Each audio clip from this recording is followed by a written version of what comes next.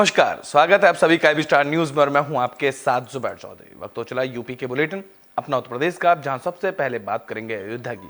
अयोध्या में राम मंदिर को लेकर लोगों में खूब उत्साह देखने को मिल रहा है। इस कड़ी में रामलला के लिए देश विदेश से उपहार आ रहे हैं। बता दें कि अमेरिका से एक विशेष सोने का सिंहासन भी रामलला के लिए उपहार के तहत आया है।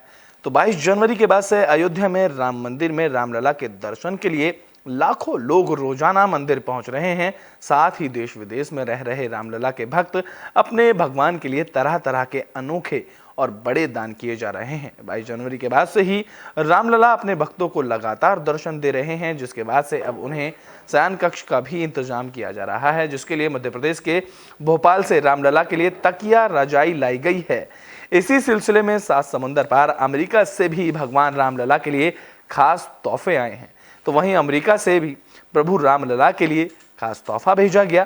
इनमें सोने से बने अलग अलग कई वाहन भेजे गए, जिसमें गज वाहन से लेकर गरुड़ वाहन तक शामिल है। रामलला का स्वर्ण सिंहासन भी अमेरिका से भेजा गया है। इसके साथ ही कल्प वृक्ष का स्वर्ण मंडल भेजा गया है।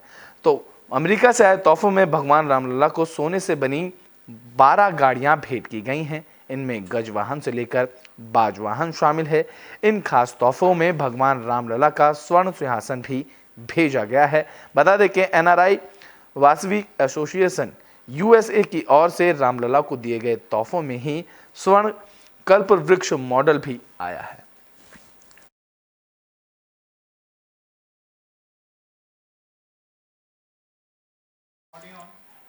तो बुलेटिन में बात शामली की कर लेते हैं, जहां रामलला के दर्शन के लिए शामली से भक्तों का जत्था रवाना हुआ। बता दें कि बीजेपी की तरफ से 69 बसों को रवाना किया गया। तो शामली में बीजेपी की तरफ से श्री राम जन्मभूमि अयोध्या के लिए 69 बसों को रवाना किया गया, जिसमें हजारों की संख्या में महिला, पुरुष और बच्चे बूढ़े बस में सवार होकर जय श्री राम के नारे लगाते हुए अयोध्या जाते हुए दिखाई दिए।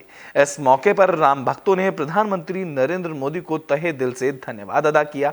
बता दें कि आगामी 7 फरवरी को सभी बसें अयोध्या से वापस दर्शन कराकर शामली पहुंचेंगी। इस दौरान बस में सवार श्रद्धालु राम में दिखाई दिए। जा रहे हैं भैया जी, और सब लोगों के अंदर उत्साह है बहुत ज़्यादा। सब इकट्ठे हो गए हैं। 69 के लगभग जा रही हैं ये बसें पूरे डिस्ट्रिक्ट से। हाँ जी, पूरे डिस्ट्रिक्ट से। तो आपकी बस में कितने लोग होंगे?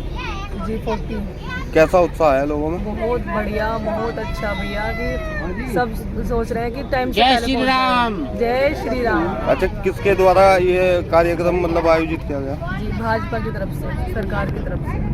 तो मोदी जी को कुछ कहना चाहेंगे देश के प्रधानमंत्री? बिल्कुल सर, मोदी जी ने जो इतने अच्छे कार्य किए हैं ना, उनके लिए शब्द भी नहीं मिलेंगे। इतने उनके लिए इतने धन्यवाद, बहुत ज़्यादा धन्यवाद जी, जो मतलब आज तक किसी ने नहीं किया, उन्होंने कर दिखाया। अयोध्या हम जा रहे हैं भगवान श्री राम का दर्शन करने के लिए। उसके उपलक्ष्य से हम लोग सब यहाँ खड़े हैं। बस आने के इंतजार में है, बस आने वाली है। तो जिले से कितने बसें जा रही हैं? जिले से लगभग 69-70 बस जा रही हैं हमारे यहाँ से। एलम से, बलस से, कडेला से और आपके कांदले से, किराने से, सभी शामली जिले से 70 बस लगभग जा रही हैं। तो कितने लोग जा रहे हैं? भाई लगभग एक बस में 40 लोग हम लोग हैं, लगभग उसी हिसाब से जा रहे हैं। जा रहे हैं भैया जी, और सब लोगों के अंदर उत्साह है बहुत ज़्यादा। सब इकट्ठे हो गए हैं। 69 के लगभग जा रही हैं ये बसें पूरे डिस्ट्रिक्ट से। हाँ जी, पूरे डिस्ट्रिक्ट से। तो आपकी बस में कितने लोग होंगे? जी 40। कैसा उत्साह है लोगों में?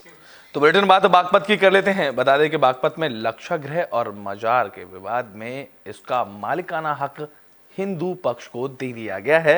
तो ज्ञानवापी के बाद हिंदुओं को एक और बड़ी जीत बागपत में मिली है। तो बागपत में लक्षागृह और मजार विवाद पर ADJ कोर्ट ने फैसला सुना दिया। ज्ञानवापी के बाद हिंदुओं को एक और बड़ी जीत मिली। मजार या लक्षागृह विवाद के केस में हिंदू पक्ष को मालिकाना हक मिला है। इसमें 100 बीघा जमीन और मजार पर हिंदू पक्ष को मिली है। बता दें कि बीते 50 सालों से यह मामला कोर्ट में चल रहा था। ज्ञानवापी मामले में एक बार फिर हिंदू पक्ष को एक और बड़ी जीत मिली। उत्तर प्रदेश के बागपत में लक्षागृह और बदरुद्दीन शाह की मजार को लेकर बीते 50 सालों से भी ज्यादा समय से विवाद चलता आ रहा है। यह विवाद 1970 में शुरू हुआ था, जब मुस्लिम पक्ष की तरफ से मुकीम खान ने लक्षागृह टीले को बदरुद्दीन शाह की मजार और कब्रिस्तान बताते हुए मुकदमा दाखिल किया था, जिसमें ब्रह्मचारी कृष्णदत्त महाराज को प्रतिवादी बनाया गया था। लक्षागृह टीले की 100 बीघा के करीब भूमि पर मालिकाना हक को लेकर पिछले 53 साल से विवाद चल रहा था, जिसमें अब कोर्ट का फैसला आया है। हिंदू पक्ष के वकील रणवीर सिंह ने बताया है कि मुस्लिम पक्ष 100 बीघा भूमि को कब्रिस्तान और मजार बताकर उस पर कब्जा करना चाहता है। उसी को लेकर उन्होंने कोर्ट के सामने सारे सबूत पेश कर दिए हैं, जबकि लक्षागृह का इतिहास महाभारत कालीन का है। इसके बारे में देश और दुनिया जानती है। लक्षागृह टीले पर सांस्कृतिक विद्यालय और महाभारत कालीन सुरंग भी मौजूद हैं। परिचय जानना चाहेंगे। भाई साहब, मैं इनका ये जो लक्षागृह का मुकदमा यहाँ चल रहा था बागपत में सिविल कोर्ट में, मैं उनका एडवोकेट हूँ। मैंने इस मुकदमे में पैरवी करी। सन 70 से ये मुकदमा वहाँ चल रहा था मेरठ में। मेरठ के बाद फिर ये मुकदमा यहाँ आ गया बागपत में। जब से बागपत में आया मैं ही पैरवी कर रहा हूँ इसको। मैंने सब कागजात इकट्ठे किए, मैंने सब गवाहियाँ दी हैं, मैंने बहस की है इसमें मुकदमे में जो है। और ये कोर्ट ने पाया इस बात के लिए कि भाई वास्तव में ये जो है ये महाभारत काल का लक्षागृह है। ये इसमें वो नहीं है जो ये कह रहे सब कब्रिस्तान है, कब्रिस्तान है, कब्रिस्तान। कब्रिस्तान का कोई सबूत नहीं मिला वहाँ कोर्ट को। जो है जो एविडेंस आया है उसमें कोई गवाही जो हुई है, गवाही के आधार से ये पाया गया है कि ये लक्षागृह है। और ये प्राचीन काल से मोनूमेंट्स कहते हैं जिसको, यानी कि प्राचीन जो हमारे में हैं, क्या कहना चाहिए उनको, ये सब जो है लक्षागृह और महाभारत काल के हैं। और इससे जो है ये तो हर जगह मुसलमान तो हर जगह जो आपको पता ही है इस बात के लिए कि हिंदुस्तान में जब जब इनका राज रहा है तो इन्होंने जो है तोड़ फोड़ करके ये बना दिए गए जो है। अब ये इसे भी चाह रहे थे इस बात के लिए बनाना कि भाई इसको बना दे, हम इसको बना दें, हम जो है इसको कब्रिस्तान बना दें और कुछ नहीं पाए साहब, कब्रिस्तान ही बना दीजिएगा इसको। अब देखिए आप जो है करीब 37 बीघे ज़मीन है, 37 बीघे ज़मीन कब्रिस्तान हो रहे हैं क्या, ये बताइए आप जो है। उन्होंने दावा जो है जो उन्होंने किया था वो दावा खारिज कर दिया गया। तो आगे कुछ हाँ, आगे हम उसका अध्ययन करेंगे और उसकी अपील फाइल करेंगे। ये सन 70 से मुकदमा विचाराधीन था। नहीं, उनको तो कोई मुकदमा ही नहीं था, मुकदमा हमारे द्वारा किया गया था। फैसला हमारे पक्ष में आया, मजबूत फैसला है, बहुत बढ़िया फैसला है। जो ये लोग चाह रहे थे वो इनकी बात नहीं हुई हमारे वहाँ। और वहाँ पुरातत्व ने भी खोज की है, पुरातत्व ने भी लाखा मंडपी घोषित किया है। वहाँ कोई किसी बात का कोई इनका कोई वो नहीं है। ये तो ज़बरदस्ती इससे अलग, इस जगह से अलग भी और 2000 बीघे में इन्होंने कब्रिस्तान बना रखा, इसे भी कब्रिस्तान बनाना चाह रहे थे ज़बरदस्ती। तो ब्रिटेन बात अब आगरा की कर लेते हैं, जहां एक जोड़े ने नाले को लेकर अनोखा प्रदर्शन किया है। तो आगरा में अनोखा विरोध प्रदर्शन देखने को मिला है, जहां एक जोड़े ने नाले पर अपनी शादी की सालगिरह मनाई। कपल ने नाले का नाम भी रखा और इस विरोध में कपल के साथ कई गांव के ग्रामीण भी शामिल हुए। बता दें कि नंगला कली निवासी भगवान शर्मा ने अपनी पत्नी उषा देवी के साथ 17वीं शादी की सालगिरह पर गंदे नाले पर मनाई। साथ ही बैंड बाजे के साथ फोटो खिंचवाई और वीडियो भी बनाए और जमकर नारेबाजी की। उनके साथ बाकी ग्रामीण भी इस अनोखे विरोध प्रदर्शन में शामिल हुए। उन्होंने इस दौरान कहा है कि गंदे पानी, सड़क सफाई और बदबूदार नाले से हर दिन लोगों को गुजरना पड़ता है, जिससे लोगों का मन दुखी होता है। 15 साल से लगातार जनप्रतिनिधियों से मिलकर उन्होंने अपनी पीड़ा की जानकारी दी थी, लेकिन जनप्रतिनिधि और अधिकारियों की नींद इससे भी नहीं खुली, इसलिए उन्होंने ये कदम उठाया। उन्होंने कहा है कि अब हम कॉलोनी में किसी का जन्मदिन, शादी की सालगिरह या फिर कोई भी कार्यक्रम इसी गंदे नाले के बीच मनाएंगे, जिससे लोगों की आंखें खुलेंगी। ये विरोध हमारी जो परेशानियां हैं उनको दिखाने के लिए किया जा रहा है, क्योंकि हमारी आज शादी की सालगिरह भी है, 17वीं सालगिरह है।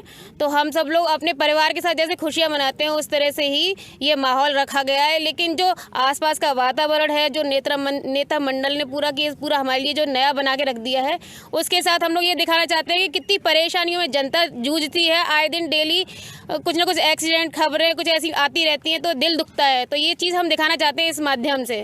देखिए, आज हमारी शादी की 17वीं सालगिरह है। हम लोग सोच रहे थे कहाँ मनावें, लेकिन हमारे शासन प्रशासन और कुछ क्षेत्रीय जनप्रतिनिधि जितने भी हैं, उन्होंने हमें इस रोड नियर बाई रोड भी नहीं है, नाला भी नहीं है, अभी रिसेंटली ये टंकी भी गिरी है, तो हमने सोचा यहीं मनाते हैं, क्योंकि ये हमारा परिवार है, सुख और दुख में हमें इनके साथ रहना है तो यहाँ पे टंकी गिरी है तो सभी लोग यहाँ एकत्रित हो गए हैं। हम लोग यहाँ मनाएंगे तो कम से कम ये फोटो बाकी जो संबंधित अधिकारी हैं वहाँ तक जाएंगे तो शायद उनके संज्ञान में ये चीजें आवे और इसका निर्माण जल्दी से जल्दी कराएं। और ये टंकी जो पीछे आप देख रहे हैं गिरी हुई, ये क्या इस टंकी के आसपास आपका घर था? इसके पास ही सामने वाला घर मेरा था। क्या हाउस नंबर क्या है आपका? हाउस नंबर 109 है मेरा। अच्छा, इस टंकी के पास आपका घर, तो क्या आपका कोई नुकसान हुआ? जी सर, मेरी जो 3 वाहन थे जिसमें दो पहिया वाहन और एक 4 पहिया वाहन कार डैमेज हुई है, जिसमें काफी नुकसान हुआ है। ये विरोध हमारी जो परेशानियां हैं उनको दिखाने। तो बुलेटिन में बात कर लेते हैं संभल की, जहां मुख्यमंत्री सामूहिक विवाह के तहत कार्यक्रम का आयोजन किया गया। इस दौरान सामूहिक विवाह में 240 जोड़ों का विवाह संपन्न कराया गया। तो संभल में मुख्यमंत्री सामूहिक विवाह कार्यक्रम का आयोजन किया गया। बता दें कि कार्यक्रम का आयोजन बनियाखेड़ा स्थित ITI ग्राउंड में किया गया, जहां मुख्यमंत्री सामूहिक विवाह कार्यक्रम में DM मनीष बंसल और जिला पंचायत अध्यक्ष अनामिका यादव ने शिरकत की, जहां 240 जोड़े परिणय सूत्र में बंधे। इस दौरान DM ने बताया कि मुख्यमंत्री सामूहिक विवाह योजना के अंतर्गत विवाह संपन्न कराया गया।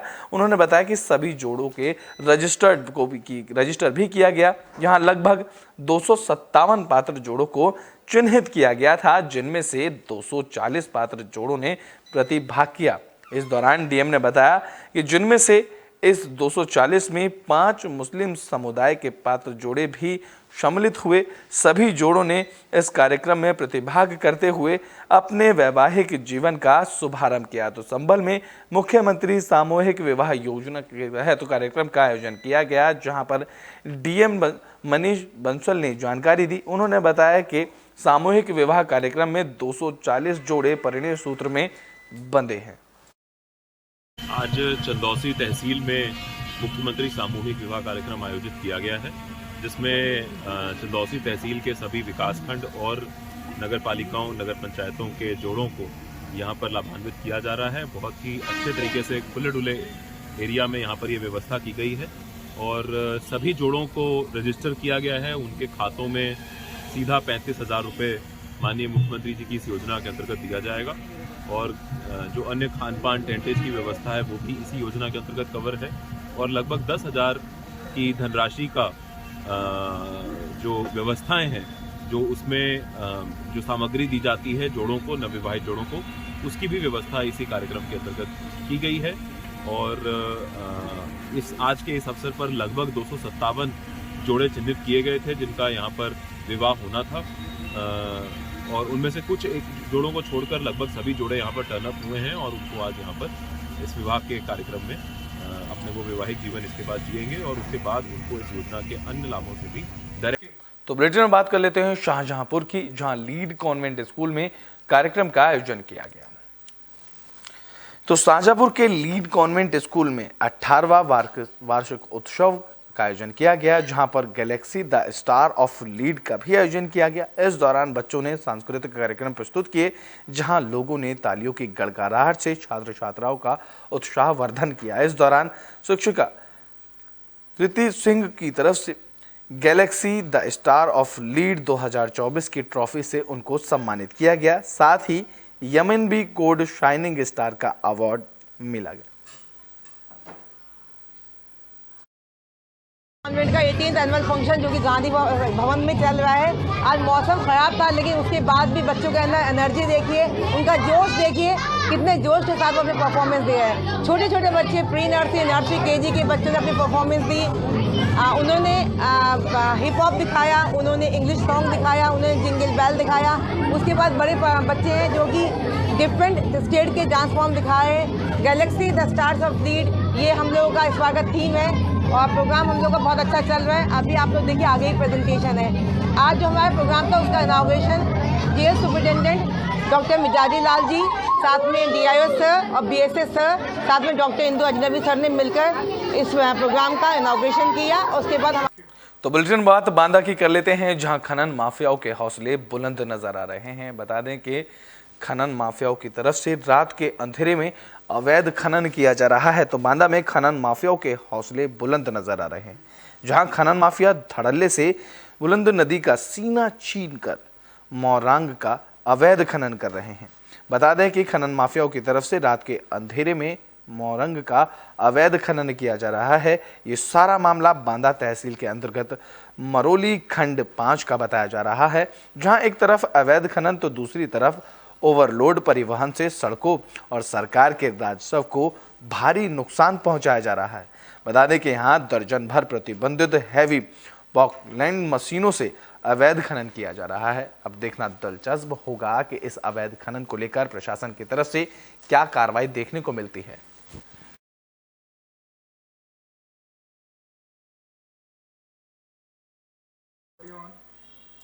तो बेटे बात कर लेते हैं मुजफ्फरनगर की, जहां सांसद की तरफ से काऊ सेंचुरी का शुभारंभ किया गया।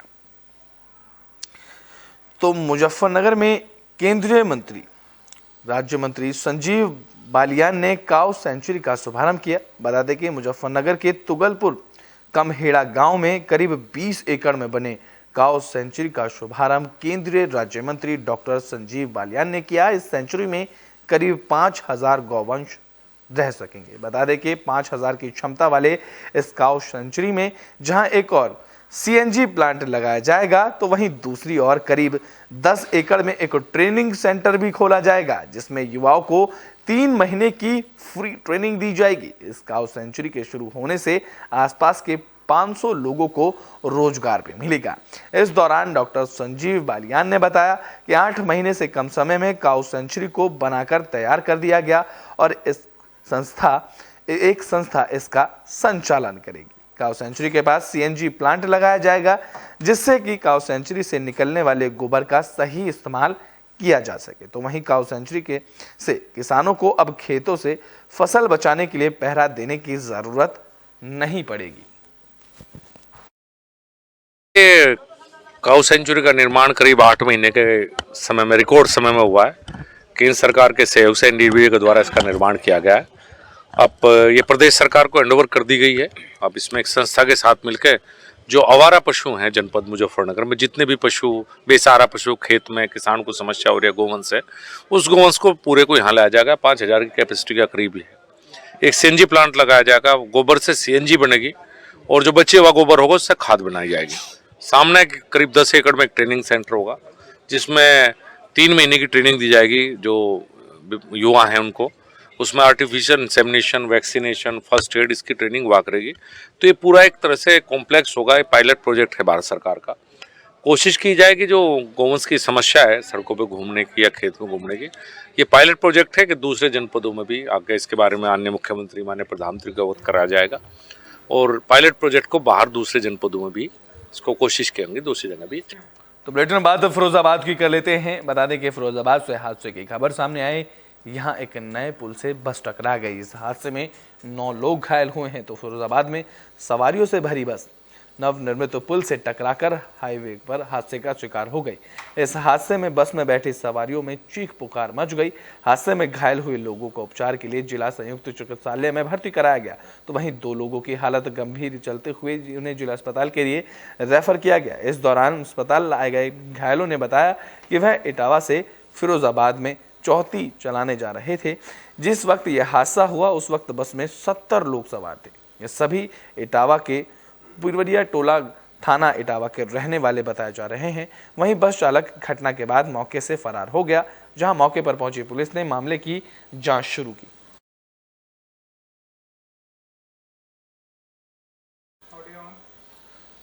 तो बुलेटिन की आखिरी में बात फरुखाबाद की कर लेते हैं। फरुखाबाद में एक मोबाइल की दुकान में आग लग गई, जहां पर फायर ब्रिगेड की टीम ने कड़ी मशक्कत के बाद आग पर काबू पाया। तो फरुखाबाद के थाना कमालगंज क्षेत्र के रजीपुर जाजरी मार्ग पर मोबाइल की दुकान में आग लग गई, जहां देखते ही देखते आग ने विकराल रूप धारण कर लिया। तो वहीं आग लगने से दुकान में रखा 15 लाख रुपए का सामान जलकर राख हो गया। आग की लपटें निकलते देख मोहल्ले वासियों ने मोबाइल शॉप के मालिक और फायर ब्रिगेड को इसकी सूचना दी। जहां मौके पर पहुंची फायर ब्रिगेड की गाड़ियों ने कड़ी मशक्कत के बाद आग पर काबू पाया। यूपी के बुलेटिन अपना उत्तर प्रदेश में भी के लिए बस इतना ही। देश और दुनिया की तमाम खबरों के लिए देखते रहें एबी स्टार न्यूज।